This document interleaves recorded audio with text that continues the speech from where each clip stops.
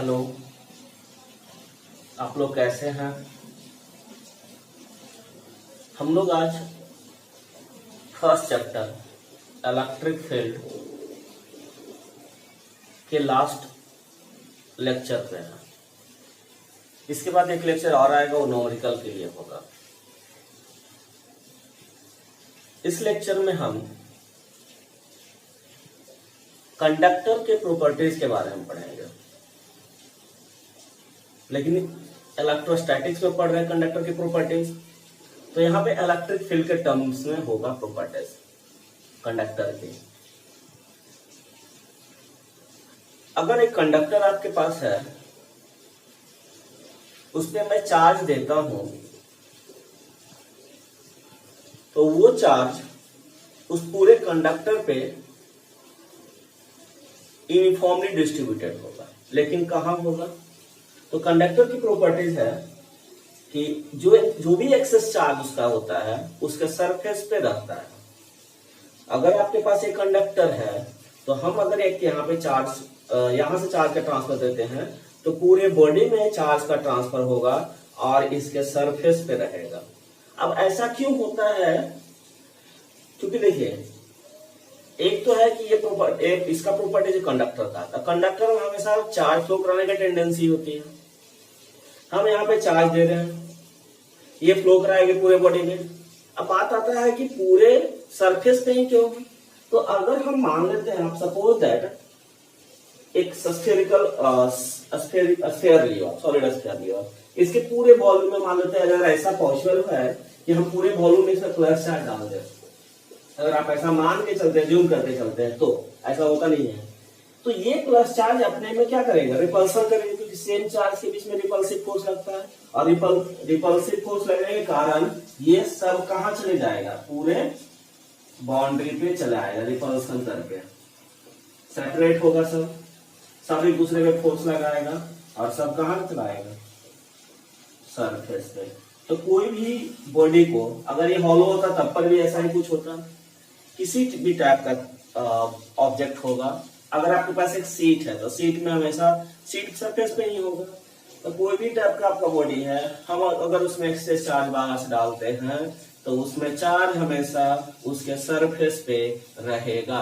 तो पहली प्रॉपर्टीज ये हुई कि excess charge on a conductor on it reside on its surface, हमेशा इसके सरफेस पे रिसाइड करेगा। रिसाइड को तो रहना, ठीक है।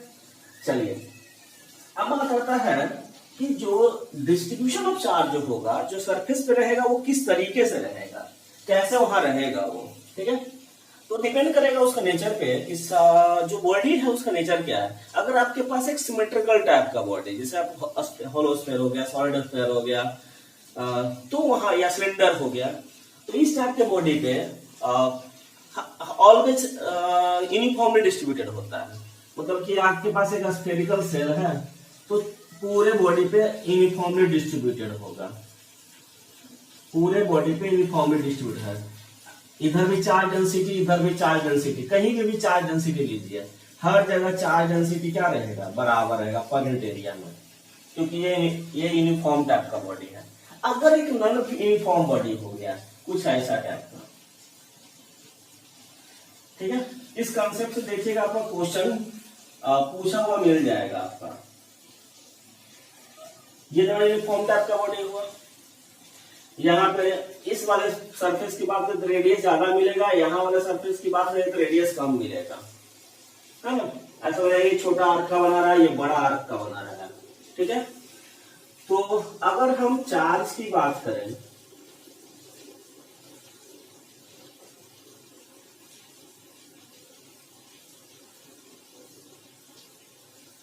इधर का पार्ट का अगर सिग्मा 1 है, इधर का पार्ट का सिग्मा 2 है, तो जिधर का रेडियस छोटा होता है वहां का चार्ज डेंसिटी ज्यादा होता है। Sigma 2 is greater than sigma 1। Charge density inversely proportional 1 by radius का होता है। रेडियस छोटा इसका, इसमें डेंसिटी ज्यादा, ये ध्यान रखिएगा हमेशा, ठीक है। जनरली हमको ऐसा ही बॉडी मिलेगा, लेकिन अगर क्वेश्चन कहीं ऐसा आ गया, है ना, तो कोई भी बॉडी जिसका जिधर की तरफ पॉइंटेड टाइप का हो, मतलब जिधर का रेडियस समझ रही है, ऐसे भी पॉइंटेड भी बन सकता है, ऐसे भी बन सकता है, ठीक है। इधर का आपका डेंसिटी ज्यादा रहेगा, इधर का डेंसिटी कम रहेगा, रेडियस कंपेयर कर लीजिए, सिंपल सा बात समझ में आ जाएगा, ठीक है। तो पहली प्रॉपर्टी हो गई। अब सेकेंड प्रॉपर्टी क्या आते हैं कि कोई भी अगर चार्ज कंडक्टर है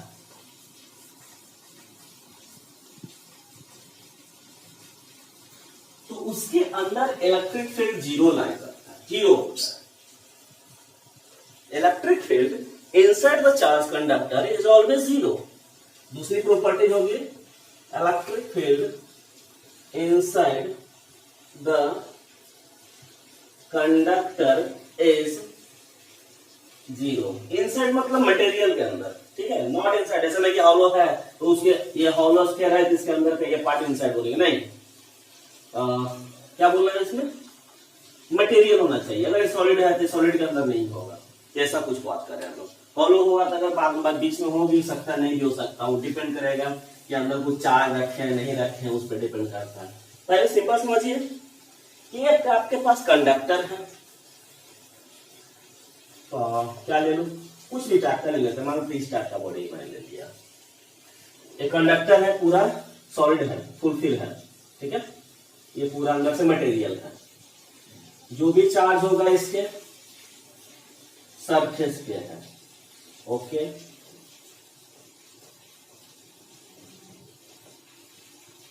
ठीक है, तो हमें अंदर में एक निकालना है कि अंदर में क्या होगा इलेक्ट्रिक फील्ड। मान लेते हैं इनसाइड में एक पॉइंट है P, इस पे इलेक्ट्रिक फील्ड क्या होगा। तो सबसे पहले हम लोग गॉस लॉ पढ़े हैं कि गॉसियन सरफेस ड्रॉ करते हैं। मान लेते हैं इसी में इसी बॉडी के अनुसार से हम एक गॉसियन सरफेस ड्रॉ कर लेते हैं, ठीक है। ये सरफेस आपका हो गया गॉसियन सरफेस, ठीक है, कुछ एरिया होगा सपोज है। तो गॉसियन सरफेस के अनुसार से, गॉस लॉ के अनुसार से हम जानते हैं कि E डॉट ds जो होता है वो Q enclose by epsilon not होता है।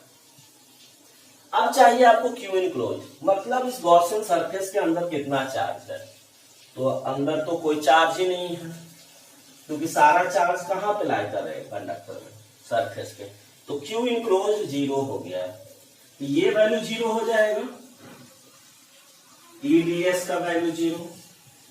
तो कभी एरिया तो जीरो हो नहीं सकता, एरिया इधर जाएगा जीरो रहेगा, तो इसका मतलब इलेक्ट्रिक फील्ड क्या है, जीरो। तो electric field inside the conductor is zero.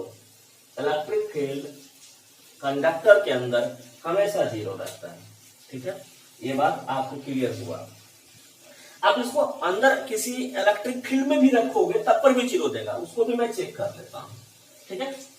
जैसे आपके पास एक यूनिफॉर्म इलेक्ट्रिक फील्ड है, उसके अंदर एक हम सॉलिड स्फीयर रखे हैं, इस पे कोई चार्ज नहीं मैं डाला हूं, तो कोई चार्ज मतलब नहीं है, मतलब जितना पॉजिटिव चार्ज उतना ही नेगेटिव चार्ज भी होगा, ऐसा कुछ, ठीक है। जितना पॉजिटिव उतना ही नेगेटिव चार्ज होगा। अब मैं इसको किसी यूनिफॉर्म इलेक्ट्रिक फील्ड में रखूंगा, ओके। ये इलेक्ट्रिक फील्ड है बाहर से, ये इलेक्ट्रिक फील्ड, ठीक। चलिए यहां पे क्या होगा,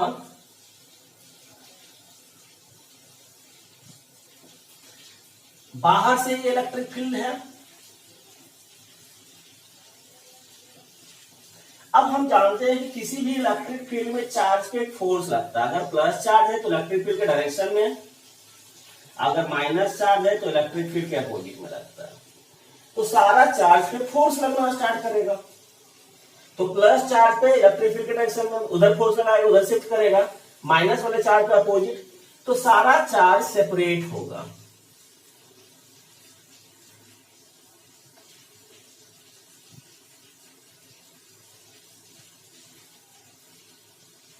प्लस वाला इधर आ जाएगा, सारा चार्ज इलेक्ट्रिक फील्ड के कारण ये सेपरेट हो गया। किस इलेक्ट्रिक फील्ड के कारण, ये एक्सटर्नल इलेक्ट्रिक फील्ड का, क्योंकि फोर्स लगाया होगा। तो अंदर अब दो तरह का फील्ड है, एक तो बाहर वाला आ गया, अब ये प्लस चार्ज है, ये माइनस चार्ज है, तो इन चार्ज के कारण प्लस से माइनस की तरफ एक इलेक्ट्रिक फील्ड डेवलप कर जाएगा। इंड्यूस्ड इलेक्ट्रिक फील्ड इसको बोलेंगे हम लोग। समझ में आया क्यों हुआ? प्लस चार्ज उधर रिपेल हो गया, माइनस चार्ज इधर रिपेल हो गया।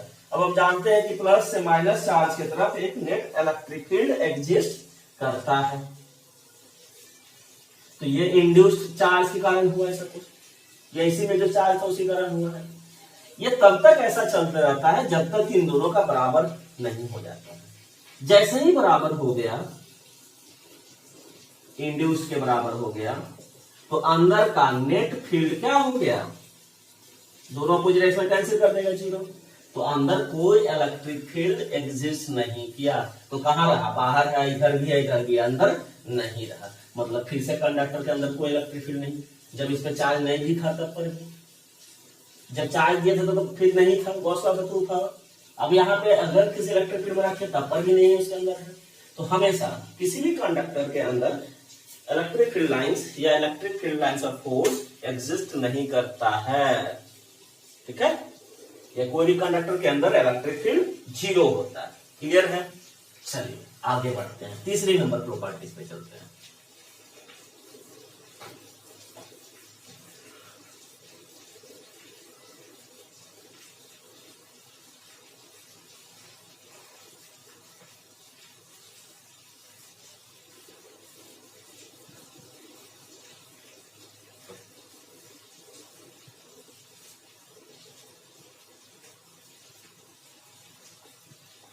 इलेक्ट्रिक फील्ड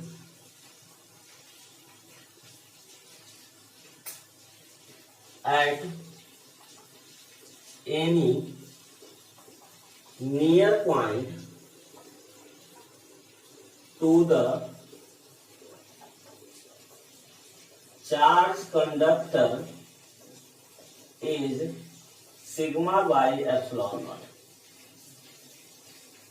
कोई भी चार्ज कंडक्टर के नजदीक में, मतलब बाहर ही होगा, नियर पॉइंट, तो ये charge conductor electric field is sigma by epsilon not होता है। कैसे?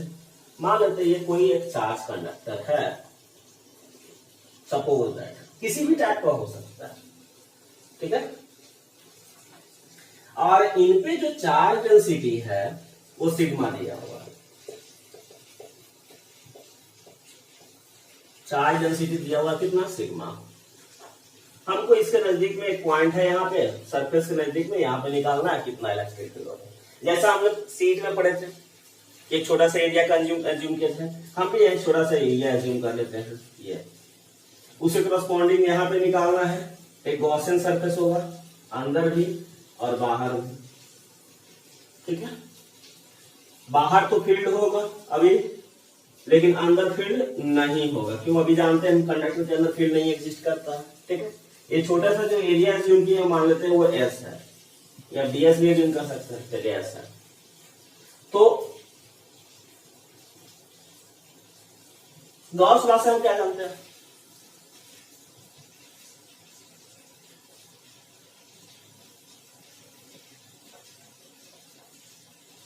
ई डॉट डीएस बराबर Q enclose by epsilon not. E area vector भी उसी डायरेक्शन में, DS cos zero enclose charge, मतलब इस छोटे से एरिया पे चार्ज, तो डेंसिटी इंटू एरिया हो जाएगा, density into area, charge density into area, Q enclose हो जाएगा। cos जीरो 1, डीएस का इंटीग्रेशन छोटा छोटा करेंगे, ये डीएस मतलब सरफेस एरिया का था, ये एस हो गया। cos zero 1 sigma S by epsilon not, S S दोनों तरफ कट गया, ई बराबर सिग्मा बाई एप्सिलॉन नॉट।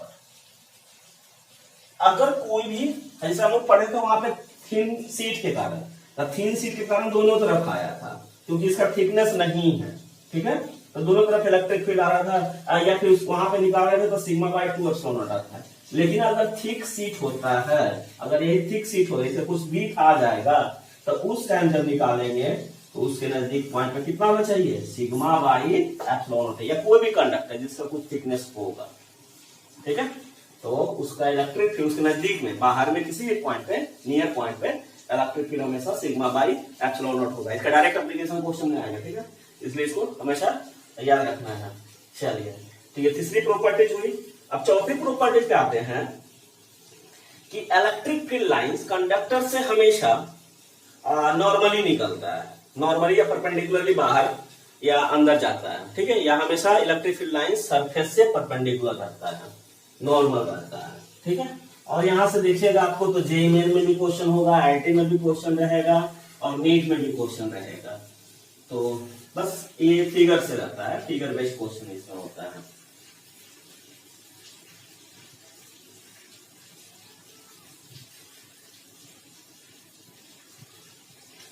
चौथी प्रॉपर्टीज क्या बोले, electric field lines is always normal to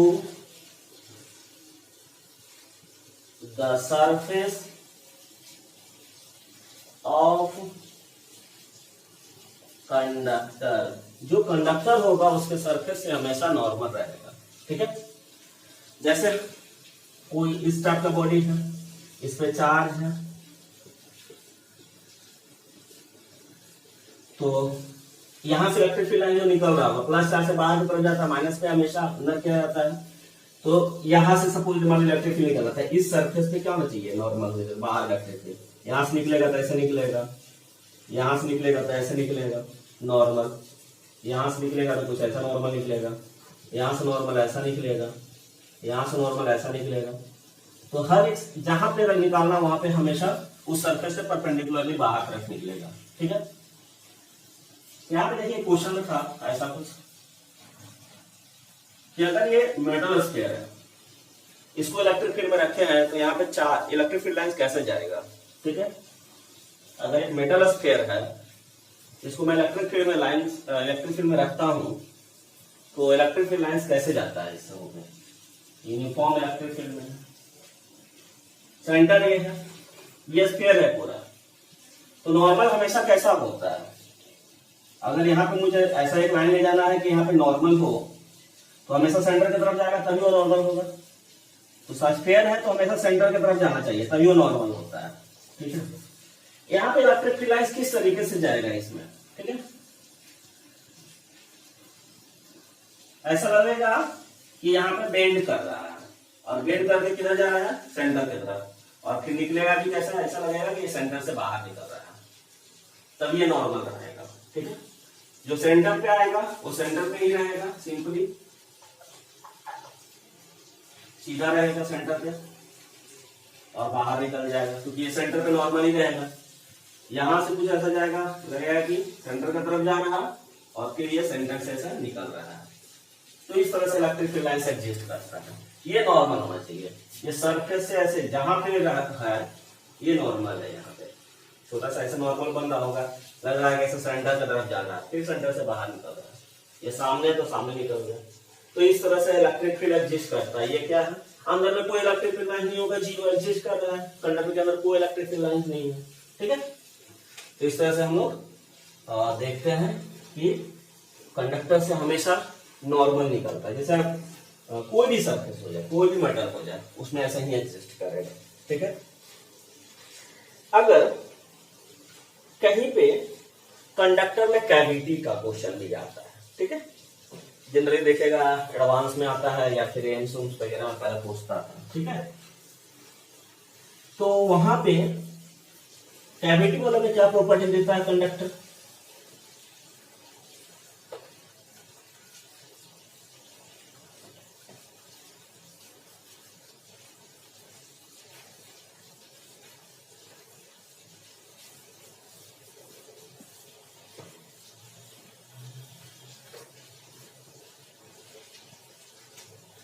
पांचवा number property, cavity inside conductor.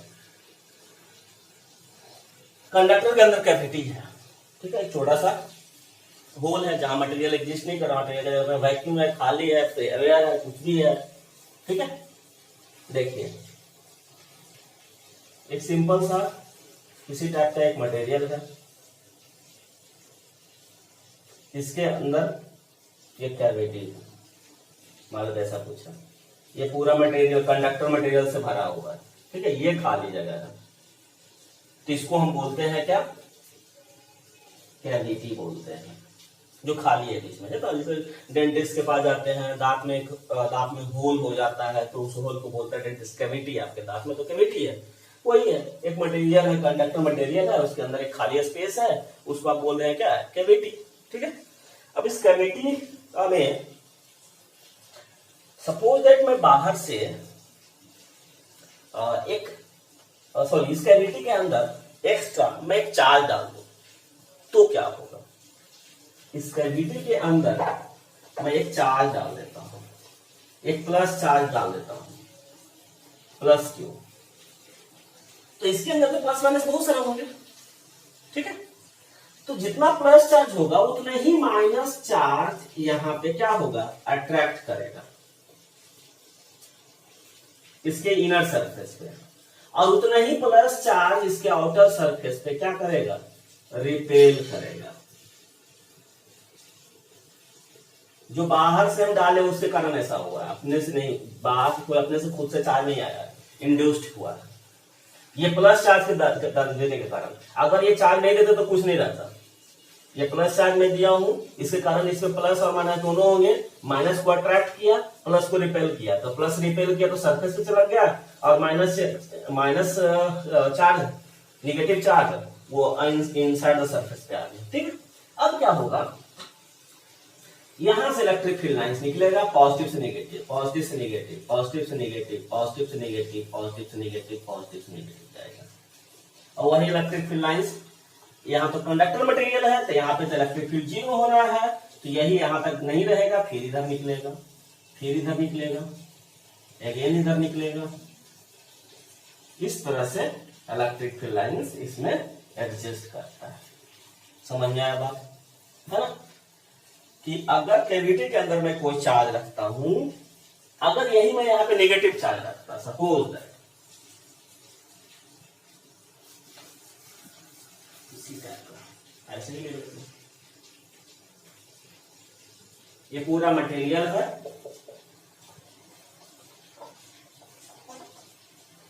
यहां पे मैं नेगेटिव चार्ज रख दिया, तो ये क्या करेगा, इसमें प्लस माइनस में प्लस वाला को अट्रैक्ट करेगा और इसके अंदर वाला सरफेस पे ला देगा, इसके आउटर सरफेस पे ला देगा। तो एक्चुअली जो होता है, जितना माइनस क्यू यहाँ पे इंड्यूस होता है उतना ही प्लस क्यू होता है, उतना ही सरफेस पे बाहर माइनस क्यू होता है। जितना प्लस क्यू दिया उतना ही माइनस क्यू, उतना ही यहाँ प्लस क्यू होता है, चेंज नहीं, उतना ही सेम। ठीक है, अब क्या होता है यहाँ प्रॉपर्टी कि इलेक्ट्रिक फील्ड पॉजिटिव से नेगेटिव की तरफ जाना, मतलब यहाँ पे डायरेक्शन इधर साइड से होगा, ऐसा पॉजिटिव से नेगेटिव तरफ, पॉजिटिव से नेगेटिव तरफ, पॉजिटिव से नेगेटिव तरफ, वही इलेक्ट्रिक फील्ड लाइन बाहर एग्जिस्ट करेगा। और इस मटेरियल के अंदर कोई इलेक्ट्रिक फील्ड लाइन नहीं होगा, क्योंकि कंडक्टर के अंदर इलेक्ट्रिक फील्ड लाइन 0 होता है, तो ऐसा कुछ इलेक्ट्रिक फील्ड लाइन एग्जिस्ट करेगा। नेगेटिव पे हमेशा अंदर की तरफ जाता है, सरफेस पे नेगेटिव, इसलिए अंदर इलेक्ट्रिक फील्ड लाइन इनसाइड या इनवर्ड डायरेक्शन में है। ठीक है, एक इसका एक खास प्रॉपर्टीज है जो हम लोग इलेक्ट्रॉनिक डिवाइस में इसका यूज करते हैं, इलेक्ट्रोस्टैटिक शील्ड के काम में, है ना, इलेक्ट्रोस्टैटिक शील्डिंग के काम में। ठीक है, अगर कोई एक स्ट्रॉन्ग इलेक्ट्रिक फील्ड एग्जिस्ट करता है और कोई मेरा एक ऐसा डिवाइस है जो कि इलेक्ट्रिक फील्ड के कारण से उसमें डिस्टरबेंस आ रहा है या प्रॉपर वर्क नहीं कर रहा है, तो हम वहां पे एक शील्ड तैयार करेंगे, मतलब शील्ड मतलब बचाव। तो यहाँ इलेक्ट्रोस्टैटिक शील्डिंग मतलब बाहर के जो इलेक्ट्रिक फील्ड डेवलप कर रहा है उसके से बचाव करना है मुझे। तो वहां पे कैविटी का कंसेप्ट लगता है कि अगर बाहर इलेक्ट्रिक फील्ड एग्जिस्ट कर रहा है और कोई एक मटेरियल का मैं कैविटी बना के डाल देता हूँ, ये कैविटी बनाता हूँ, तो उस कैविटी में भी इलेक्ट्रिक फील्ड लाइंस एग्जिस्ट नहीं करेगा। हम यहाँ बाहर से चार्ज दे रहे हैं तब एग्जिस्ट कर रहा है, अगर बाहर से चार्ज आप न तो क्या होगा। ठीक है,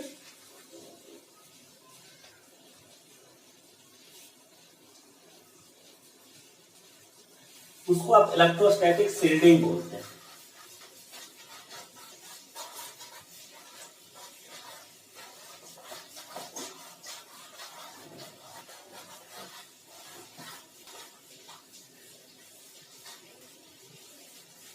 अभी वाला पे क्वेश्चन देख लीजिए, ऐसा कुछ आईआईटी में पूछा था शायद 2005 में लगता है, ठीक है। अगर एक हॉलो स्फेरिकल सेल है, ऐसा कुछ, ये मटेरियल है पूरा, ठीक है, इसके अंदर एक चार्ज रख, लेकिन सेंटर पे नहीं है चार्ज, चार्ज सेंटर पे नहीं है, चार्ज सेंटर यहाँ है लेकिन चार्ज को हम रखते हैं प्लस चार्ज, तो इलेक्ट्रिक फील्ड लाइंस होना चाहिए, ठीक है। तो ऑप्शन जो दिया था, एक तो ये था,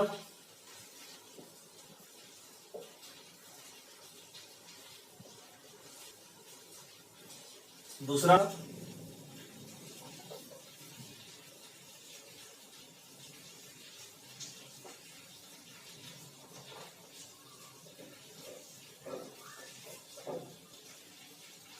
प्लस क्यू चार्ज था,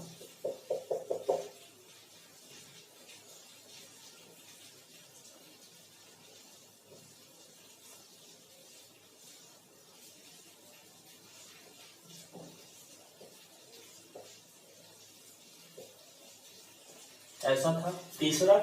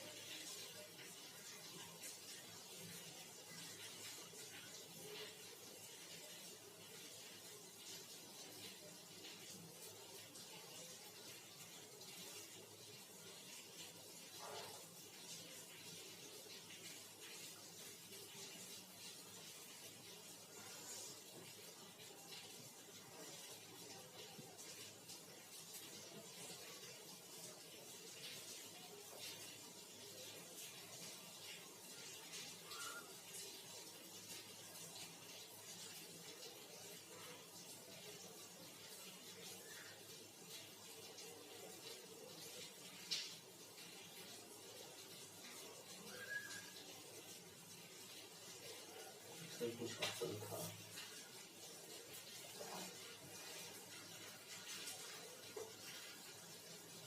ये मानो कंटिन्यूअस है,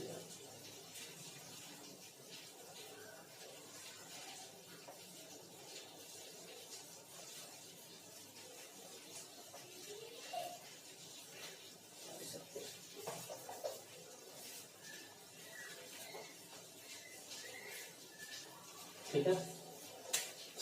तीन ऑप्शन, चौथा ऑप्शन जो था तो कुछ इस तरह का था, वही सेम ऐसा ही था, ये इसको कर्व टाइप का था,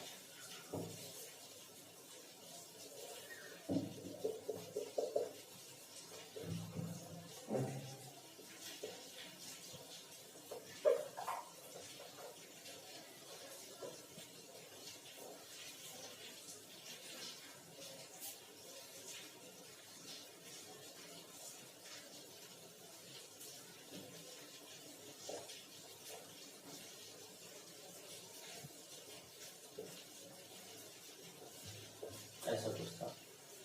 ये चार ऑप्शन दिया था, कौन सा सही है? तो यहाँ पे तो चार्ज सेंटर पे है नहीं, अगर चार्ज सेंटर पे होता तो नॉर्मली सब जगह से बाहर, ऐसे भी तो नॉर्मली निकलेगा, लेकिन क्या होगा, पहली बात तो ये दोनों तो होगा नहीं। क्यों नहीं होगा? कि ये मटेरियल के अंदर इलेक्ट्रिक फील्ड लाइंस जो होगा ही नहीं, ये जो बात है इसी को यहाँ पे कट कर रहा है, तो पहले ये दोनों ऑप्शन को तो देखना ही नहीं। अब ये इस ऑप्शन पे, इस ऑप्शन पे, ठीक है। तो देखिए, अगर ये सेंटर पे होता है, अगर इलेक्ट्रिक फील्ड लाइंस स्फीयर के स्फेरिकल सेल पे, स्फीयर पे सेंटर पे होता है, तो हमेशा स्ट्रेट लाइन निकलेगा, क्योंकि स्ट्रेट लाइन हमेशा ऑरिजिन से पास करता है। नॉर्मली रहेगा वो स्ट्रेट लाइन हमेशा ऑरिजिन से पास करेगा, लेकिन सेंटर पे तो है नहीं, तो वो हमेशा कर्व बना के जाएगा, तो इसलिए ये उसको बोलते हैं स्क्यू लाइन। तो ये स्क्यू लाइन बिहेव करते हैं यहाँ पे जो होगा इलेक्ट्रिक फील्ड लाइंस, वो स्क्यू लाइन जैसा होगा, तो ये सही होगा, ये भी गलत होगा। ये ऐसा तब होता सही जब ये सेंटर पे होता। तो ये देखिए IIT 2005 के क्वेश्चन में पूछा हुआ है, ठीक है। इसको आप क्वेश्चन बैंक में खोलिएगा तो वहां से आपको मिल जाएगा ये, ठीक है। अच्छा हाँ, अब आ रहे थे, बात कर रहे थे इलेक्ट्रोस्टैटिक शील्डिंग की बात कर रहे थे। चलिए, हम बोले थे क्या इलेक्ट्रोस्टैटिक शील्डिंग में प्रोटेक्ट करते हैं, किसी इलेक्ट्रॉनिक्स डिवाइस को प्रोटेक्ट करते हैं बाहर के एक्सटर्नल फील्ड से, है ना। ये अगर वो प्रॉपर वर्क नहीं कर रहा है इलेक्ट्रिक फील्ड में, तो हम उसमें उसको ऐसे जगह प्लेस करें जहां इलेक्ट्रिक फील्ड ना है। लेकिन अब दूर ले नहीं सकते, उसी इलेक्ट्रॉनिक डिवाइस में रखना है उसको, तो हम यहाँ पे क्या करते हैं, हॉलो स्फेरिकल सेल लाते हैं, metallic hollow spherical shell. Conductor metal का होना चाहिए, ये आपके पास हॉलो स्फेरिकल सेल है, यहां मटेरियल होगा, ठीक है। हम बाहर में क्या रखें इसको, बाहर में क्या रखें, इलेक्ट्रिक फील्ड, ठीक है, बाहर से इलेक्ट्रिक फील्ड, इलेक्ट्रिक फील्ड, ठीक है। चलिए, ये क्या करेगा, इलेक्ट्रिक फील्ड लाइन इससे होके पास करेगा, ठीक है। यहां पे इलेक्ट्रिक फील्ड, यहां पे तो कोई नहीं होगा, जीरो,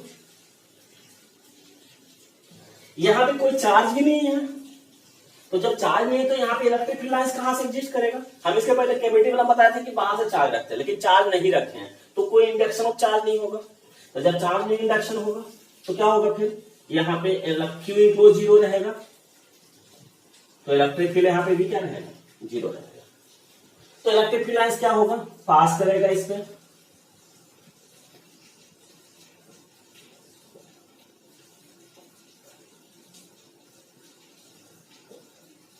कुछ ऐसा जाएगा, और अंदर में इलेक्ट्रिक फील्ड जीरो रहेगा। तो ये पूरा एरिया प्रॉब्लम जो भी बोलिए वो क्या रहेगा, इलेक्ट्रिक फील्ड से प्रोटेक्ट रहेगा। तो यहाँ पे जो भी इलेक्ट्रॉनिक्स इक्विपमेंट रखिएगा वो उस पर कोई इफेक्ट नहीं आएगा इलेक्ट्रिक फील्ड का। इसी को बोलते हैं इलेक्ट्रोस्टैटिक शील्डिंग बोलते हैं, ठीक है। तो इलेक्ट्रोस्टैटिक शील्डिंग जनरली यही है कि किसी एरिया को इलेक्ट्रिक फील्ड से फ्री कर देना। इलेक्ट्रिक फील्ड रीजन नहीं है लेकिन इलेक्ट्रिक फील्ड से फ्री कर देना। तो हम वहां पे एक मेटेलिक हॉलो स्फेरिकल सेल डालेंगे, तो हॉलो वाला जो पार्ट होगा वो क्या होगा, इलेक्ट्रिक फील्ड से फ्री होगा। इसी प्रोसेस को बोलते हैं इलेक्ट्रोस्टैटिक शील्डिंग बोलते हैं, ठीक है। तो पूरा यही प्रॉपर्टीज था आपका कंडक्टर का, ठीक है। नेक्स्ट वीडियो में हम लोग देखेंगे इससे रिलेटेड नॉमेरिकल गॉस लॉ से इलेक्ट्रिक फील्ड से कुछ क्वेश्चंस देखेंगे, नॉमेरिकल देखेंगे। तब हम लोग सेकंड चैप्टर में जाएंगे, इलेक्ट्रिक पोटेंशियल और कैपेसिटर में जाएंगे, ठीक है। क्वेश्चन आप लोग नॉमेरिकल जरूर ट्राई करिए, जो भी दिक्कत हो हमसे पूछ लिया करिए, ठीक है। और जहां तक की बात है पढ़ाई रिवीजन पीछे का भी होते रहना चाहिए, क्योंकि हर एक क्लास में जब तक इलेक्ट्रोस्टैट चलते रहेगा, इलेक्ट्रिक फील्ड की बात होती रहेगी, चार्ज के बारे में बात होती रहेगी, ठीक है। तो उसको भूलना नहीं है, पीछे का रिवीजन भी करते रहना है। चलो, थैंक्स फॉर वॉचिंग, ओके।